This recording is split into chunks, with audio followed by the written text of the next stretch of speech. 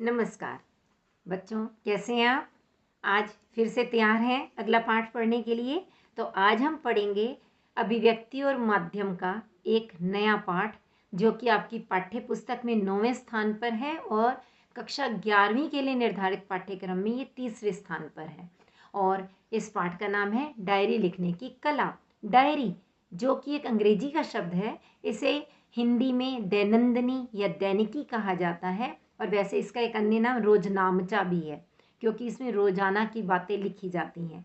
Diary में हम अपने अतीत के अनुभव, भविष्य की योजनाएं और वर्तमान की परिस्थितियों का विश्लेषण भी कर सकते हैं। इसमें हम अपने नए नए संकल्प और नए नए अनुभव और आसपास की घटनाक्रमों के विषय में जो हम सुझाव देना चाहते हैं, वे सब दर्ज कर सकते हैं। और यहाँ तक कि अपने मनपसंद लेखकों के, कवियों के जो अच्छे विचार हमें लगते हैं, वह भी दर्ज करते हैं। यानी अपने मन की सारी भावनाओं को हम इसमें उड़ेल सकते हैं। तो जो डायरी है, उसे लिखने की एक विशिष्ट कला है। यद्यपि इसका एक निश्चित स्वरूप नहीं है कि इसी शैली में लिखा जाना है, लेकिन यह भी लिखना भी एक कला है। और उसी कला को आज हम सीखेंगे, जानेंगे कि एक अच्छी डायरी लिखने के लिए हमें किन किन बातों का ध्यान रखना है और डायरी लिखने के लाभ क्या हैं, और कुछ प्रसिद्ध लेखकों की डायरियों के नाम भी जानेंगे। तो आइए शुरू करते हैं पाठ डायरी लिखने की कला। सबसे पहले हम जानते हैं डायरी लिखने की कला में इसके जो स्मरणीय बिंदु हैं, उनमें पहला बिंदु होगा डायरी क्या है। डायरी एक मोटी जिल्द वाली नोटबुक होती है, जिसके पन्नों पर साल के 365 दिनों की तिथियां क्रम से सजी होती हैं और हर पृष्ठ पर खाली जगह छुटी होती है, जिसे हम सूचनाओं या निजी बातों को दर्ज करने के लिए प्रयोग करते हैं। डायरी एक व्यक्तिगत दस्तावेज है, यानी यह हम केवल अपने लिए लिख रहे हैं, जिसमें हम अपने जीवन के कुछ विशेष क्षणों में घटित अनुभवों, विचारों, घटनाओं, मुलाकातों आदि का विवरण लिखते हैं। यानी जिन बातों को हम चाहते हैं कि वे हम याद रखें, ना भूलें, उन सबको हम डायरी में दर्ज करते चले जाते हैं। डायरी लेखन नितांत निजी स्तर पर घटित घटनाओं और उससे संबंधित बौद्धिक, भावनात्मक, समस्त प्रतिक्रियाओं का लेखा जोखा है। जिस बात को हम दुनिया में किसी और व्यक्ति के सामने नहीं कह सकते, उन्हें डायरी में लिखते हैं। तो इस प्रकार यह किससे संबंधित है? हमारी डायरी लेखन में हम खुद को बेहतर तरीके से समझ पाते हैं और अपने अंदर अनजाने में जमा हो रहे भार से मुक्त होते हैं।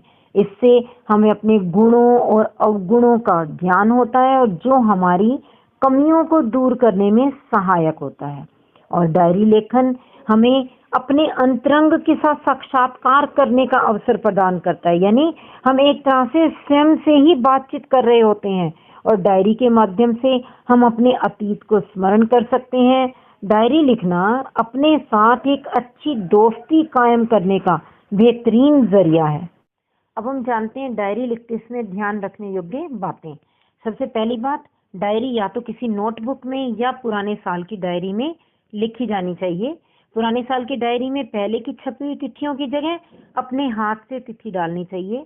और दूसरा बिंदु है, क्योंकि सभी दिन एक समान नहीं होते, अतः किसी दिन डायरी 2-3 पंक्तियों की भी हो सकती है और किसी दिन कई पन्नों की भी।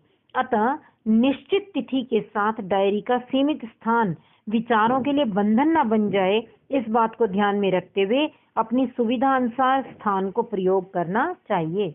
अब हम जानते हैं कुछ प्रसिद्ध डायरियों के नाम और उनके लेखकों के नाम। इनमें सबसे पहला और सबसे प्रसिद्ध नाम जो आता है, वह है the diary of a young girl, Anne Frank. Anne Frank ने ये डायरी लिखी अपने लिए ही थी, लेकिन बाद में यह सार्वजनिक हो गई, प्रकाशित हो गई, क्योंकि एनी फ्रैंक जो है 1929 में इसका जन्म हुआ और 1945 में इसकी मृत्यु हुई। केवल 15 वर्ष की आयु में यह लड़की अपनी जो डायरी लिख गई, वह इतनी अधिक प्रसिद्ध हो गई क्योंकि इसका जन्म हुआ था जर्मनी में। यह एक यहूदी लड़की थी। जब जर्मनी में नाजियों की सत्ता कायम हुई तो यहूदियों पर अत्याचार बढ़ गए थे, और उस समय यह परिवार समेत एम्स्टर्डम चली गई, लेकिन वहां भी यहूदियों पर अत्याचार होने लगे और जुलाई 1942 से 1944 तक उसके परिवार को एक दफ्तर के गुप्त कमरे में छुपकर रहना पड़ा, जहां उसने नाजियों के अत्याचारों का अपनी डायरी में अनुभव लिखा। और बाद में 1944 में इन्हें पकड़ लिया गया, यातना कैंप में भेज दिया गया, जहां पर इसकी 1945 में मृत्यु हो गई। लेकिन जब द्वितीय महायुद्ध की समाप्ति के पश्चात इसके पिता को वह डायरी मिली, तो उन्होंने फिर उस डायरी को प्रकाशित करवाया। तो इस डायरी में एनी फ्रैंक ने तो नाजियों के अत्याचारों के विषय में लिखा था, जो यातनाएं इसने सही थी उसके बारे में लिखा था, और यह डायरी लिखी गई थी मूलतः डच भाषा में। यह डायरी 1947 में अंग्रेजी में प्रकाशित हुई। तो यानी आपको समझ आ गया होगा बच्चों कि मूलतः लिखी गई थी डच में, लेकिन प्रकाशित की गई अंग्रेजी में।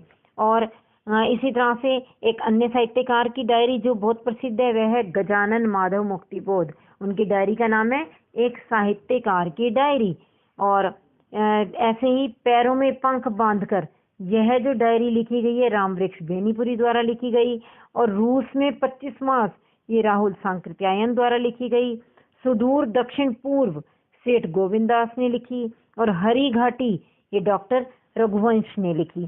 तो बच्चों, इस प्रकार जो डायरी है वह भले लिखी अपने लिए ही जाती है, परंतु जब कभी ये प्रकाशित हो जाती है तो यह दूसरों के लिए प्रेरणा स्रोत भी बनती है और एक साहित्यिक विधा का रूप धारण भी कर लेती है। यद्यपि यह कहानी, कविता, नाटक इत्यादि की तरह पूरी तरह से साहित्यिक विधा नहीं है, लेकिन फिर भी यह एक साहित्यिक विधा का रूप अवश्य है, क्योंकि कई बार हम देखते हैं निबंध, कहानी, उपन्यास भी डायरी की शक्ल में लिखे जाते हैं। तो इस प्रकार वहां डायरी का सिर्फ एक रूप होता है। डायरी के विषय में गेल हैमिल्टन, जो कि अमेरिकी पत्रकार हैं, उन्होंने क्या कहा कि किताब के 2 आवरण पृष्ठों के बीच जो लेखक डालता है वह लोक की संपदा है। जो कुछ वह खुद नहीं डालता, निजी संपदा वह है। यानी डायरी वास्तव में निजी के लिए, अपने लिए ही लिखी जाती है, दूसरों के लिए नहीं। तो अब इसी के साथ ये पाठ पूरा होता है। और इस पाठ पर आधारित प्रश्न जो ज्यादातर परीक्षा में पूछे जाते हैं, उनमें से पहला प्रश्न है डायरी क्या है, वह क्यों व कैसे लिखी जाती है। तो आप इसका उत्तर जानते हैं। डायरी एक मोटी जिल्द वाली नोटबुक होती है, जिसके पन्नों पर साल के 365 दिनों की तिथियां क्रम से सजी होती हैं। हर पृष्ठ पर कुछ खाली जगह छुटी होती है, जिसे हम सूचनाओं या निजी बातों को दर्ज करने के लिए प्रयोग करते हैं। और यह क्यों लिखी जाती है, इसका उत्तर भी आपको मालूम है कि भविष्य की योजना, अतीत के अनुभव, दिनचर्या का लेखा जोखा, अपनी भावनाओं का विश्लेषण, वर्तमान परिस्थितियों का विवरण, नए विचार, संकल्प, देश विदेश के घटनाक्रम पर विचार व्यक्त करने के लिए यह लिखी जाती है। कैसे लिखी जाती है का उत्तर भी आपको मालूम है। यह पूरी तरह से स्वयं को अभिव्यक्त करने के लिए स्वाभाविक शैली में लिखी जाती है, जिसके लिए मानक या परिष्कृत भाषा का ध्यान रखने की आवश्यकता नहीं होती। इसे पूरी तरह से बाहरी दबावों से मुक्त होकर के लिखा जाता है। और अगला है डायरी लिखते समय किन किन बातों का ध्यान रखना चाहिए। ये बिंदु अभी आपने सारे पढ़ ही लिए, उन्हीं में से ही आप कोई भी 3 या 4 बिंदु लिख सकते हैं। जैसे एक तो इसे एक अच्छे दोस्त की तरह समझ करके लिखना चाहिए। दूसरा, इसे पुराने साल की डायरी में भी लिखा जा सकता है या किसी नोटबुक में, जहां पर हम अपने हाथ से तिथि बदल करके लिख सकते हैं। और तीसरा, डायरी लिखते समय हमें हर तरह के बाहरी दबाव से मुक्त होकर लिखना है, और यह हम अपने विचारों को अभिव्यक्त करने के लिए लिख रहे हैं, इसीलिए इसे बिल्कुल दूसरों के समक्ष प्रकट करने के लिहाज से नहीं लिखना होता। और तीसरा प्रश्न है कि नहीं 3 प्रसिद्ध डायरी लेखकों व उनकी प्रकाशित डायरियों के नाम। तो सबसे पहला नाम तो आपको याद हो ही गया होगा, the diary of a young girl, यानी एनी फ्रैंक की डायरी। दूसरा आप कह सकते हैं एक साहित्यकार की डायरी, जो कि गजानन माधव मुक्तिबोध की है।